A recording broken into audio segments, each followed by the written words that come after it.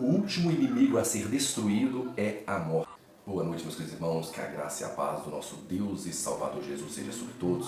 Estamos aí com mais um vídeo, depois de um longo período sem gravar nenhum conteúdo para esse canal.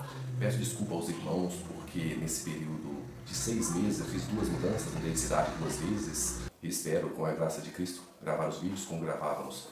E hoje eu queria, antes de entrarmos propriamente no tema do vídeo, eu queria falar para os irmãos que a plataforma tem me dado alguns problemas. O canal cresceu muito, graças a Deus, somos mais de 20 mil, e às vezes eu vejo várias reclamações do pessoal reclamando que as notificações não chegam. O pessoal às vezes comenta o comentário, você apagou meu comentário, eu não apago o comentário de ninguém. Nem aquele pessoal que entra no canal só para aborrecer e eu não apago. E aí, nossa, você apagou meu comentário e tal, meu comentário não chegou, não sou eu, é a plataforma que tem dado trabalho. Vou deixar aqui para vocês, eu ia pegar o número exato, mas eu tenho print. O último vídeo que fiz, ele teve 900 e tantas curtidas, likes, 900 e tantos likes, e acho que 200 e poucas, vocês verão aí, visualizações. A plataforma tem cortado as visualizações, porque o YouTube tem uma política, eu não sei, eu acredito que estou certo. Quando o canal cresce como o meu, eles seguram e caem as visualizações para não deixar com que o canal seja monetizado. Eu não tenho interesse nenhum de monetizar esse canal. Esse canal é puramente para fins evangelísticos.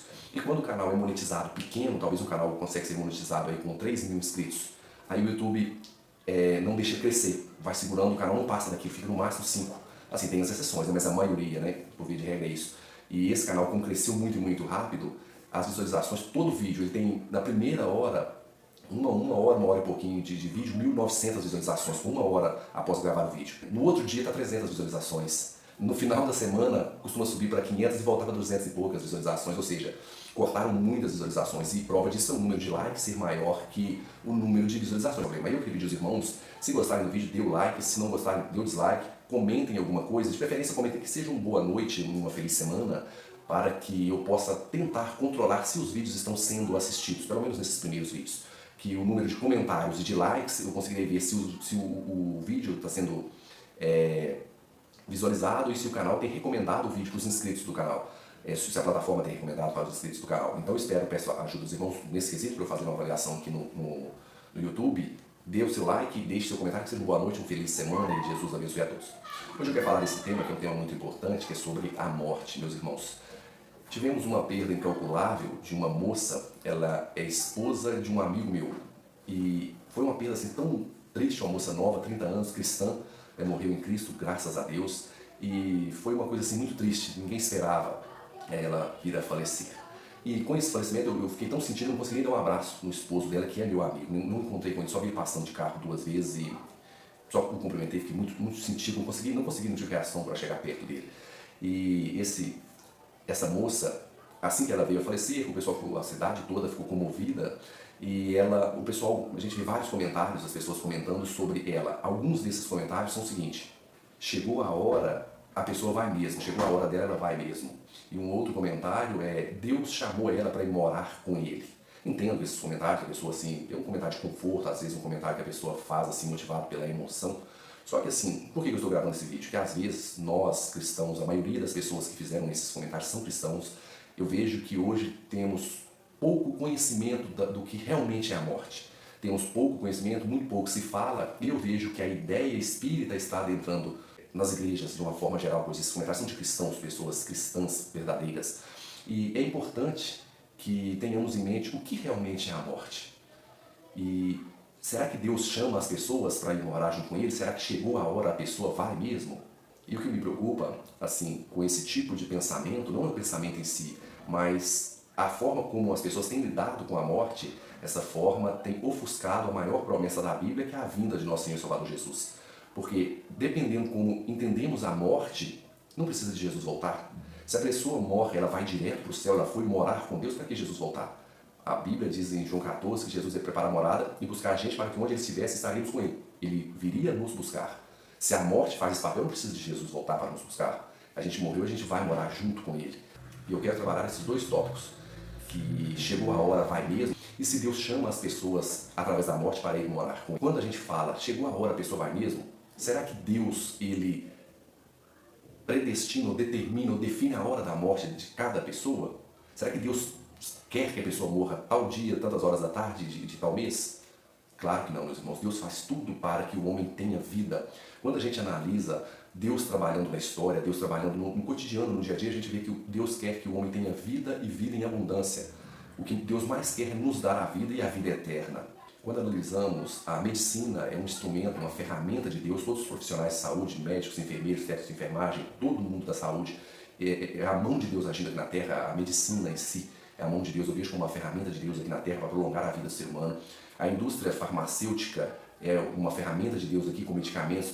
Antigamente o pessoal morria com uma simples gripe, uma febre, uma virose. Hoje os medicamentos têm ajudado muito, bastante, embora tenhamos umas divergências, algumas coisas aí da farmacologia que é para vender mesmo, é só comércio, mas no geral o princípio é bom e foi feito para que prolongue a vida do ser humano e dê saúde ao ser humano, consiga controlar doenças, pestes e algumas enfermidades. Então temos a medicina, a indústria farmacêutica, temos na Bíblia os conceitos, né, a orientação dietética ali de Levítico 11, Deuteronômio 14, falando sobre a alimentação do homem para que o homem tenha uma vida melhor. Deus orientando o homem aqui que é bom que ele se alimente, o que ele não deve se alimentar para que ele conserve sua saúde.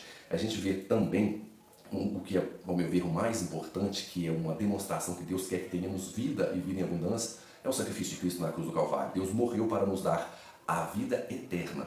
Prova de que Deus quer que tenhamos vida e não que Ele criou uma data específica para que morramos. Deus sabe a hora de cada ser humano que já caminhou sobre essa terra. A hora, o minuto e a data de cada um. Deus sabe toda a história da humanidade, mas isso não quer dizer que Ele definiu essa data. Ele saber é uma coisa, Ele definir a data da morte das pessoas é outra. Ele não define, Ele quer que as pessoas tenham vida, que o propósito de Cristo é dar vida às pessoas. O segundo tópico, Deus chama as pessoas para morar com Ele. Eu acho interessante, meus irmãos, que quando a gente analisa o que é a morte é uma intrusa no planeta, ela veio através do pecado. O pecado entrou no mundo e através do pecado, a morte. Todos os homens pecaram, por isso todos os homens morrem. O salário do pecado é a morte. A partir do momento que o pecado entrou no mundo, o homem deixou de ser imortal e passou a morrer. O homem não é mais imortal, a morte passou a todos os homens porque todos pecaram. O salário do pecado é a morte, como diz. Então a morte é inimiga do homem, ela é uma intrusa aqui no planeta Terra. Se ao morrermos iremos direto para o céu, então a morte é uma amiga do homem, é uma coisa boa, ela nos leva para o céu, ela é a ponte entre o cristão e o reino dos céus. Não é isso que a Bíblia diz. A Bíblia diz que a morte é a última inimiga a ser vencida. A morte ela é inimiga do homem. E não podemos enxergar a morte como uma coisa boa, pois ela vem do pecado.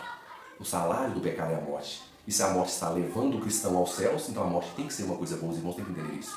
E automaticamente essa ideia que advém do Espiritismo não é bíblica faz com que a vinda de Cristo seja ofuscada, porque sendo assim temos que pedir a Deus que todos nós morramos para irmos ao céu. Não é isso. A gente tem que almejar a vida do nosso Senhor Salvador Jesus para estarmos com Ele para sempre.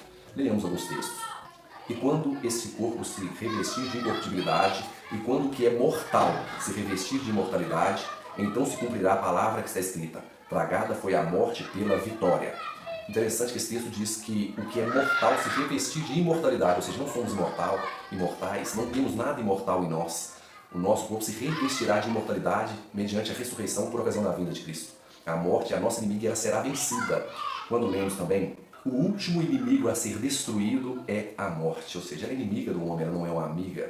E quando entendemos o que a Bíblia diz verdadeiramente sobre a morte e a solução da morte, que é a ressurreição mediante a vinda de Cristo, que o que reverterá a morte é a ressurreição mediante Cristo Jesus. Não é desencarnar e a alma para o céu, é ser ressuscitado. Morreu, a única forma de termos vida é mediante a ressurreição em Cristo Jesus. Temos inúmeros textos na Bíblia falando sobre isso. E um texto, irei ler dois, que eu gosto muito, é Paulo quando estava preso prevendo a sua morte, que diz: quanto a mim, já estou sendo oferecido por libação, e o tempo da minha partida é chegado. Combati o bom combate, completei a carreira e guardei a fé. Já agora a coroa da justiça me está guardada, a qual o Senhor, reto juiz, me dará naquele dia.